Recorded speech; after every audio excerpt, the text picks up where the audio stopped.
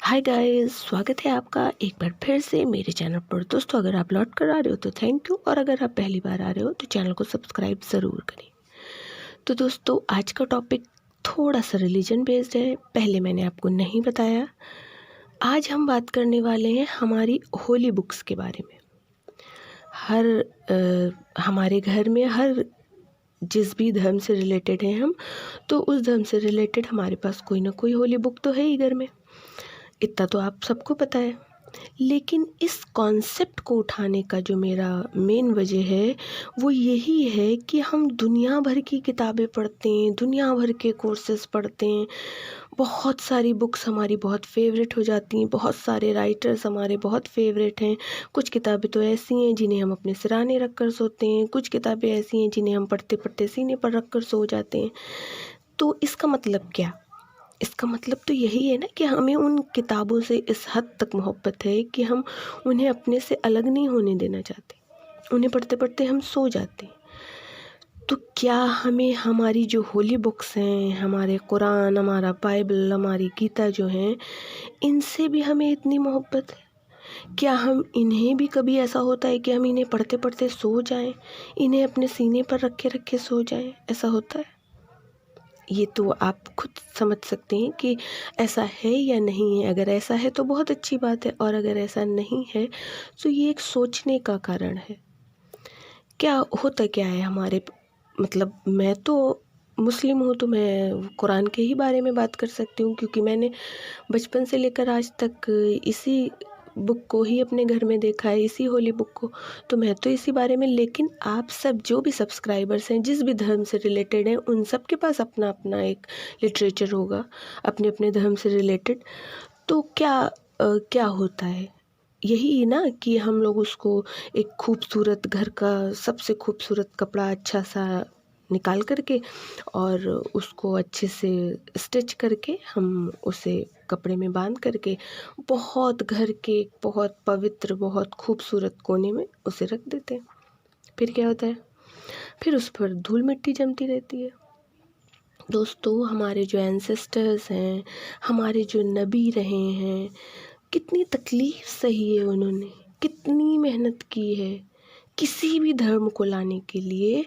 जो उस टाइम के उस पीरियड के लोग रहे हैं, उन्होंने कितनी मेहनत की है, कितनी तकलीफ़ें सही हैं। क्यों? कि लोग उन्हें भूल जाएं, उन्हें याद भी ना करें कभी। तो उनका ज़िक्र जिस कुरान पाक में किया गया है, लोग सिर्फ उन्हें खूबसूरत कपड़ों में लपेट कर रख दें, और काम ये होता है कि आप जहाँ वो रखी हैं, हम बहुत अदब से गुज़र जाते हैं वहाँ से। बस यहीं तक हमारी ज़िम्मेदारी है। इसके आगे कोई ज़िम्मेदारी नहीं है हमारी कि हम उन्हें रिस्पेक्ट दें, इज़्ज़त दें, बस। इसके आगे इसके अलावा हम ये जानने की कोशिश नहीं करेंगे कि हमारे नबियों, हमारे सहाबियों, और जो भी उस वक्त जिन लोगों ने भी इतनी मेहनत की है इस धर्म को लाने में या किसी और भी धर्म को लाने में, तो क्या हमारा ये फ़र्ज़ नहीं बनता है कि हम उनके बारे में जानें, उनकी तकलीफ़ों को जानें, और फिर उन्होंने जो शिक्षा हमें देने की कोशिश की है, जिस एजुकेशन को वो हमें देना चाहते थे, उस चीज़ को हमने कितना समझा और लोगों को क्या समझाया? क्या ये हमारी ज़िम्मेदारी नहीं है? तो दोस्तों, मेरा जो अपना मानना है, ये मेरा अपना पॉइंट ऑफ व्यू है कि किसी भी कल्चर या किसी भी धर्म को अगर आपको समझना हो तो उसका लिटरेचर स्टडी करना चाहिए। ये मेरा पॉइंट ऑफ व्यू है कि अगर आपको किसी भी धर्म से आप रिलेटेड हैं, या आपका कहीं और झुकाव है, किसी और रिलीजन को आप समझना चाहते हैं, जानना चाहते हैं, तो आप उसके लिटरेचर को स्टडी करें। अब लिटरेचर का मतलब यहाँ पर क्या है? लिटरेचर यानी हमारी होली बुक्स, यही ना। जो हमारी होली बुक्स हैं उन्हीं से तो हम जान पाएंगे। लेकिन उन किताबों को हम पढ़ेंगे कैसे जब आप उस भाषा ही को नहीं जानते हैं, जब आप उस लैंग्वेज को ही नहीं जानते हैं? क्या होता है, हम घर में कुरान पढ़ते हैं, रमज़ान के महीने में तो हम लोगों का अलग अलग रिकॉर्ड है, किसी ने 10 कुरान ख़त्म की, किसी ने 20, मतलब बड़ा कंपटीशन रहता है। लेकिन अगर उनसे मतलब पूछने जाओ तो शायद वो एक वर्ग का भी मतलब नहीं आपको बता पाएंगे। ये सबके लिए मैं बात नहीं कर रही, मतलब जो मोस्टली लोग हैं। तो यहाँ पर मेरा सिर्फ मतलब यही है कि क्या आप एक रेशियो में आप बता सकते हैं कि 50% जो मुस्लिम्स हैं वो अरबी नहीं जानते। अरबी एज ए लैंग्वेज यहाँ पे मैं बात कर रही हूँ, वो नहीं जानते हैं। वो सिर्फ उसको पढ़ना जानते हैं, वो भी उन्हें सिखाया गया है, बहुत मार के कूट के सिखा दिया गया है कि भाई तुम्हें पढ़ना है बस ये। तो या फिर जो हिंदूज़ हैं, क्या 50% हिंदूज़ संस्कृत जानते हैं? नहीं जानते। आप बताइए, आपके माइंड में तो एक रेशियो होगा। तो अगर इतने भी लोग नहीं जानते हैं उस लिटरेचर को, कैसे समझेंगे वो? अगर हम उस लिटरेचर की भाषा ही नहीं जानते हैं तो हम उसको कैसे समझेंगे, उसको कैसे अपनी लाइफ में इम्प्लीमेंट करेंगे? ये जितने भी होली बुक्स हैं ये इतने इंटरेस्टिंग हैं कि आप 1000 स्टोरी बुक्स, 1000 तरह के राइटर्स को पढ़ना भूल जाएंगे। लेकिन अगर आप उसको सही समझ सकें, क्योंकि किसी भी चीज़ को पढ़ने में, उसको समझने में आपको इंटरेस्ट तभी आएगा जब आप उस लैंग्वेज को समझ पाएंगे। अगर सपोज़ अगर आपको कोई इंग्लिश का स्टोरी बुक दे दिया जाए, कोई बहुत अच्छी रोमियो जूलियट या जूलियस सीजर, बहुत सारे ऐसे लव स्टोरीज़ पढ़ने में आपको बहुत मज़ा आता है ना। तो अगर आपको ऐसा कोई लव स्टोरी दे दिया जाए और आपको लैंग्वेज नहीं आती है, अब आपको तो सिर्फ हिंदी आती है, आपको इंग्लिश का बुक दे दिया गया, आपको उसमें कौन सा मज़ा आ जाने वाला है? आपको उसमें कोई इंटरेस्ट आएगा? थोड़ी देर के बाद आप उसमें बोर हो जाएंगे, क्योंकि आप उसको पढ़ ज़रूर लेंगे लेकिन समझ तो आप कुछ रहे ही नहीं है, तो आपको उसमें क्या इंटरेस्ट आएगा? तो यहाँ पर जो मेन बताने का जो वजह है वो यही है कि जब तक हम समझेंगे नहीं तो उसे अमल में कैसे लाएंगे, उसको कैसे हम अपनी लाइफ में एक्सेप्ट करेंगे, इंटरेस्ट कैसे पैदा होगा?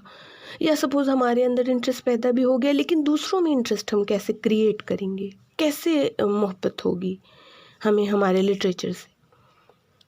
अक्सर आपने सुना होगा, हम कहते क्या हैं कि पहले एक दूसरे को जानना समझना ज़रूरी है।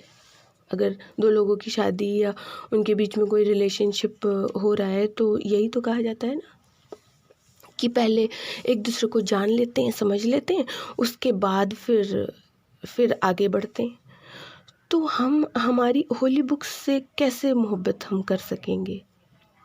कैसे ये जो हमारे और हमारे कुरान के बीच में जो दूरी है, भाषा की जो दूरी है, उसको जब हम तय नहीं कर सकेंगे तो हम जो दिली मोहब्बत है उस चीज़ को कैसे पैदा कर सकेंगे? और सबसे ज़्यादा मज़ेदार बात तो ये है कि पढ़ा सबने है, कुरान भी पढ़ा है लोगों ने, और क्रिश्चियंस ने बाइबल भी पढ़ा है, और हिंदूज़ ने गीता वगैरह भी पढ़ा हुआ है, सब पढ़े हुए हैं। सबको, सब किसी से भी आप पूछ लो बोलेंगे हाँ बिल्कुल पढ़ा हुआ है, और टाइम टाइम पर हम पढ़ते रहते हैं। लेकिन जानते कुछ नहीं है, क्योंकि अगर जानते होते तो दुनिया में जो इतना उपद्रव जो फैला हुआ है वो नहीं होता। ये जो आए दिन रेप्स हो रहे हैं और एनआरसी जो लागू हो रहा है और बहुत सारी ऐसी चीज़ें हैं जिनके बारे में अभी बात की जाएगी तो फिर लोग कमेंट करना स्टार्ट करेंगे, फिर वो लड़ने पे, क्योंकि लड़ने में लोगों को बहुत मज़ा आता है, तो वो अभी ये सब स्टार्ट हो जाएगा तो इस बारे में बात ना ही करें। लेकिन अच्छा, अगर आप ये सोचो कि अगर इन होली बुक्स को अगर हमने अच्छे से समझा होता, हम जानते होते, तो क्या दुनिया बहुत ज़्यादा पीसफुल नहीं होती? क्या हमारे देश में अमन शांति की जो दिन भर हम लेक्चर करते रहते हैं, क्या वहाँ पे ये नहीं होता? क्योंकि इन किताबों में ज़िंदगी की वो सच्चाइयाँ, वो खूबसूरती बयान की गई है जो आप दुनिया में किसी भी किताब से हासिल नहीं कर सकते। कुरान, मैंने तो कुरान ही पढ़ा है इसलिए मैं उसी के बारे में बात कर सकती हूँ। आप अपने हिसाब से, आप लोग जिस भी धर्म से रिलेटेड हैं आप उस हिसाब से उसको एडजस्ट कर सकते हैं। लेकिन मुझे आज तक और कोई किताब इतनी खूबसूरत लगी ही नहीं। क्यों? क्योंकि हर बुक जो है किसी न किसी टॉपिक पर बेस्ड होती है। कोई लव स्टोरी होती है, कहीं पर किसी के साथ कोई अन्याय हुआ है, उसने उस पर एक किताब लिख दी, कहीं पर किसी का शोषण हुआ है, उसने उस पर बुक लिख दी। लेकिन कुरान में हज़ारों मसले हैं, हज़ारों चीज़ें एक बुक में बयान कर दी गई हैं, हज़ारों बातों को इकट्ठा करके एक जगह पर रख दिया गया है। आप उनको अगर स्टोरी बेसिस पर पढ़ेंगे, क्योंकि कुछ चीज़ों के बारे में कुछ बातें ऐसी हैं जो स्टोरी बेस्ड हैं, कुछ जगहों पर कुछ ऐसे आयतें हैं जहाँ पर उस वक्त के लोगों की स्टोरीज़ बयान की गई हैं। जब आप उन स्टोरीज़ को पढ़ेंगे तो आप आज की जो आपकी सिचुएशन है उसमें आप उसको इम्प्लीमेंट कर सकते हैं और बहुत सारे मसलों से आप बच सकते हैं। लेकिन होता क्या है कि हमने पढ़ा है, समझा तो है नहीं, समझने हम कहीं और जाते हैं। मस्जिद में बयान हो रहे हैं या इज्तिमा हो रहा है या मजलिसें हो रही हैं या आश्रम में बैठ कर के आपको आपके गुरु साधु समझा रहे हैं, तो वो आपको वो समझाएंगे जो उन्होंने समझा है। और इतना तो आप जानते हैं, हर इंसान की अपनी समझ है, हर इंसान का अपना IQ है। हर इंसान को आप एक तरह से, क्योंकि हो सकता है आप कुरान को पढ़ करके जब आप खुद समझें तो किसी आयत, किसी सूरह का मतलब आप और अच्छा समझ सकें, उसमें और डायमेंशंस आप क्रिएट कर सकें, उसको और दूसरे पहलुओं से देख सकें। क्योंकि हर इंसान का अपना एक, कुछ लोग एक ही दिशा में सोच सकते हैं, कुछ लोग चार तरफ सोच सकते हैं। तो हो सकता है आपकी इतनी समझ डेवलप हो कि आप उस आयत, उस सूरे को हर पहलू से देख सकें और अपनी ज़िंदगी की बहुत सारी मुश्किलों को उससे हल कर लें। तो यहाँ पर मेरा मतलब सिर्फ यही है कि सारी चीज़ें आप करते रहें, मतलब मैं ज्ञान देने की कोशिश नहीं कर रही हूँ, लेकिन सिर्फ आपका थोड़ा सा अवेयरनेस, जैसे हर चीज़ पर अवेयर करने की कोशिश करती हूँ वैसे इस पर भी थोड़ा सा अवेयरनेस अगर आप लाएं तो इतना खूबसूरत मौका हमारी ज़िंदगी से जाएगा नहीं। क्योंकि हम तो जैसे हमने पढ़ा है कुरान पढ़ के, फिर हम एक दिन मर के जन्नत चले जाएंगे, ऐसा मतलब हम लोग ऐसा सोचते हैं कि हम तो डायरेक्ट जन्नत जाएंगे, ठीक है ना, मरने के बाद। तो ठीक है, जन्नत भी जाइए आप, कोई प्रॉब्लम नहीं है, आपको जन्नत जाना है आप वहाँ जाइए, लेकिन एटलीस्ट आपको एक अपॉर्चुनिटी मिली है, इतनी लंबी लाइफ, और उसमें एक बुक को आपने मिस कर दिया। अरे यार, आपने कितना खूबसूरत लिटरेचर मिस कर दिया, आपने उसको पढ़ा, आपने उसको समझा नहीं, पता नहीं क्या चीज़ें थी, कितनी खूबसूरत बातें आपने मिस कर दी। तो आप उस लिटरेचर को पढ़ें। अगर आप नहीं पढ़ सके हैं या अब आप नहीं पढ़ सकते, आप बहुत बूढ़े हो गए हैं, या फिर अब आप पढ़ना नहीं चाहते, तो एटलीस्ट अपनी आने वाली जनरेशन को, ये मेरा मतलब ये यहाँ पर जो लोग अभी सुन रहे हैं, जो यंगस्टर्स हैं, वो तो ठीक है, अच्छी बात है, अप्लाई कर सकते हैं। बाकी देखिए, किसी भी चीज़ को सीखने के लिए किसी उम्र का कोई बंधन नहीं है। तो अगर आप कोशिश करें कि इस तरीके से अगर आप अपने बच्चों को ट्रेंड कर सकें, तो शायद आने वाली जनरेशन को हम कुछ अच्छा सिखा सकें, शायद हम दुनिया को कुछ अच्छा देकर जाएं। क्योंकि जिस ज़माने की ये बातें, हज़ारों साल पहले की ये सब बातें हैं जो हमारे होली बुक्स में लिखी गई हैं, तो लोगों ने बहुत मेहनत की है। उस धर्म को लाने में, उस धर्म को डेवलप करने में लोगों ने अपनी जानें दे दी हैं। तो हमारा फ़र्ज़ नहीं बनता है कि हम कम से कम हम उन्हें याद करें, उन चीज़ों को समझें और उनको किसी हद तक अमल में ला सकें। कितने सारे हमारे कोर्सेज़ हैं, हम बच्चों को पढ़ाते हैं, किसी को डॉक्टर बना रहे हैं, किसी को इंजीनियर बना रहे हैं, कोर्सेज़ में कितनी किताबें होती हैं। इतना तो आपको भी पता है, मुझे भी पता है कि अगर आप एक डॉक्टर अगर बन के तैयार हुआ है तो उसने कितनी किताबें पढ़ी होंगी, कितने सारे कोर्सेज़ उसने पढ़ कर के वो डॉक्टर इंजीनियर बना है। लेकिन हम सिर्फ उसे नहीं समझ पाते हैं जिस कल्चर में, जिस रिलीजन में हम पैदा हुए हैं, जिस चीज़ को लेकर हम पैदा ही हुए हैं, जहाँ पर हमने जन्म लिया है। हर चीज़ में मॉडर्निज़्म हुआ है, हर चीज़ को हमने आधुनिक बना दिया है, हर चीज़ को बेहतर से बेहतर हम बनाते चले गए हैं, लेकिन हमारी होली बुक्स वो वहीं की वहीं रह गई। और शायद अपने आप को और ज़्यादा डेवलप्ड और ज़्यादा फेमस और ज़्यादा ग्रोथ करने के लिए उनके लिए हमारे पास वक्त ही नहीं रह गया। तो दोस्तों, हमारे और हमारे जो कुरान पाक है उसके बीच की दूरी जो है वो सिर्फ भाषा है। अगर हम भाषा को, इस लैंग्वेज को समझ सकें, समझा सकें, तो इस हमारे बीच ये जो दूरी है ये नहीं रहेगी।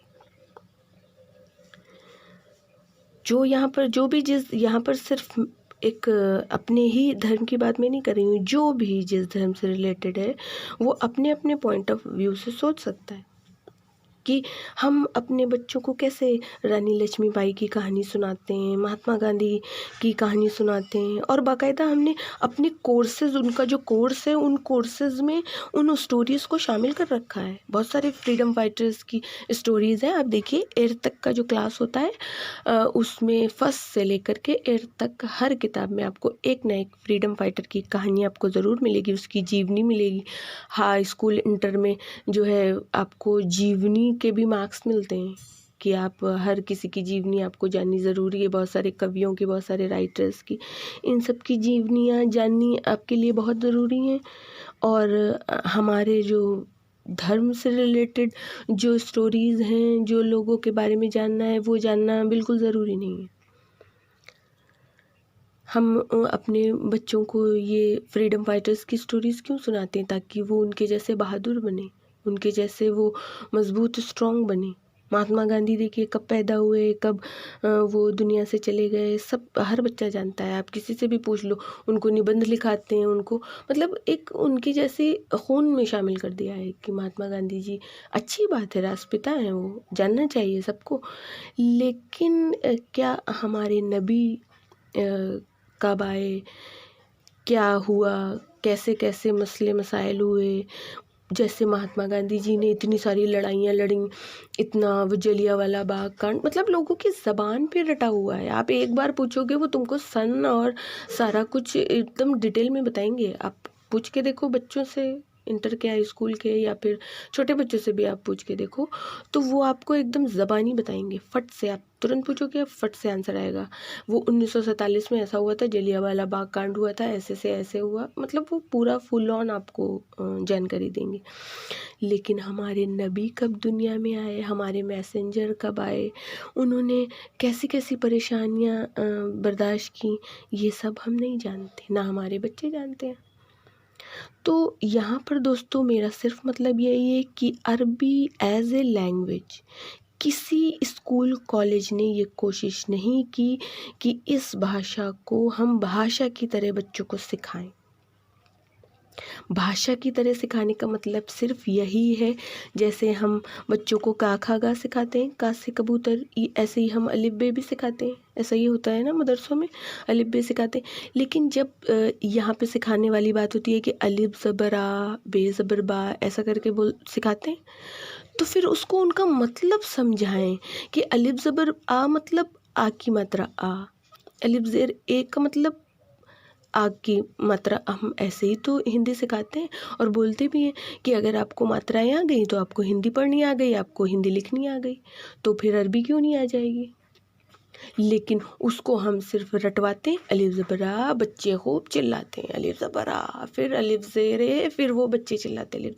लेकिन उसका मतलब हम नहीं बताते हैं कि इसको जब हम कहीं पर शब्द बनाएंगे, जब हम इसका लफ्ज़ बनाएंगे, तो इसको हम कैसे पढ़ेंगे, ये कैसे साउंड करेगा।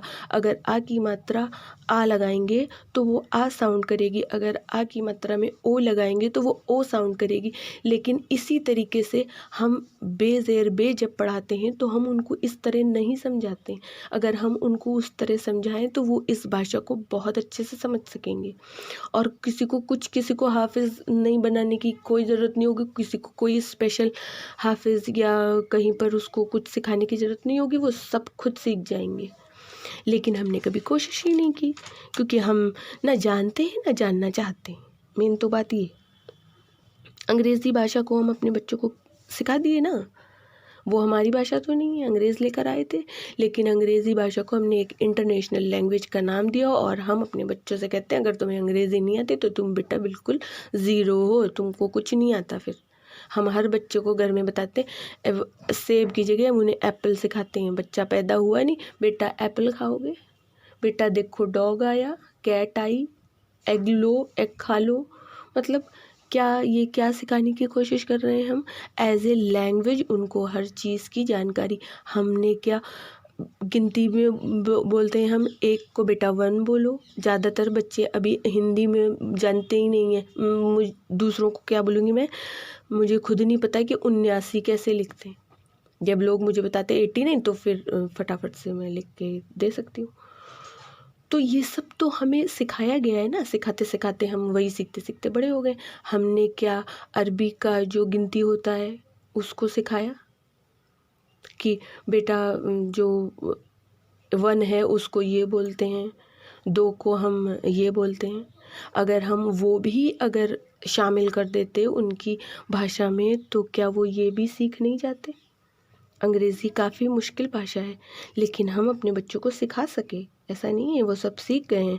और जो बच्चे इंग्लिश में वीक होते हैं आप उनको दे दीजिए कुछ भी पढ़ने के लिए। एक तो ज़्यादातर हमारा जो कोर्सेज़ हैं वो इंग्लिश में ही हो गए हैं, तो फिर उनके लिए एक मजबूरी हो गई है लैंग्वेज सीखना।